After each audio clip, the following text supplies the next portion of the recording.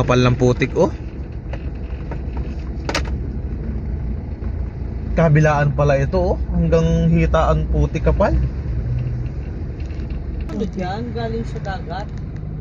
Hindi yan galing dagat. Eh, Galing parang bundok kumba. yan. Parang kumba no? Eh, delikado rin yan. Ikaw parang pagpalitada yan oh.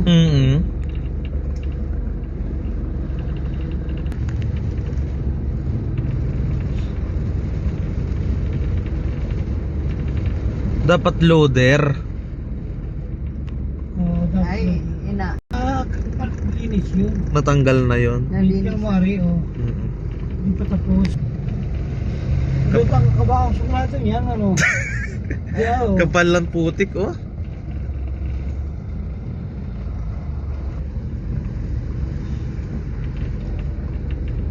Talagang daanan din talaga to ng ano, tong Lemer na to.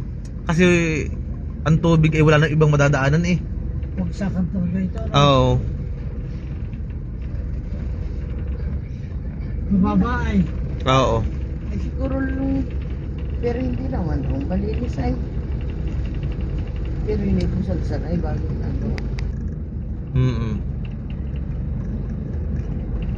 Silutang ang kabaong sa Lemery. Daanan ng baha. Puros barya. Malaki pa ang kita niyan sa atin. Ay, mahirap. Mga baba. Oh, ito ilog kuya ay oh. Diyan galing yan. Din eh. Hindi kaya lumusot din eh.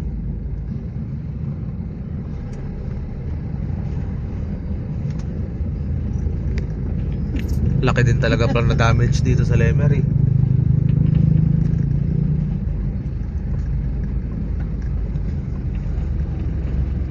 Ilang araw na tong tubig na to. Villa Ellis. Ito po ang nangyayari dito sa Glota Avenue. kalsada ng Lemery.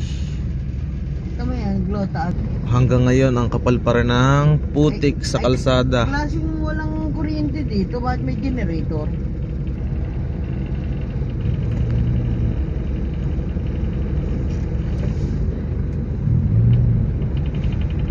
Hanggang ngayon po ay marami pa ring tubig sa kalsada dito sa barangay ng ano, sa kalsada ng Lemery. Daming putik. Yan, kung makikita nyo po.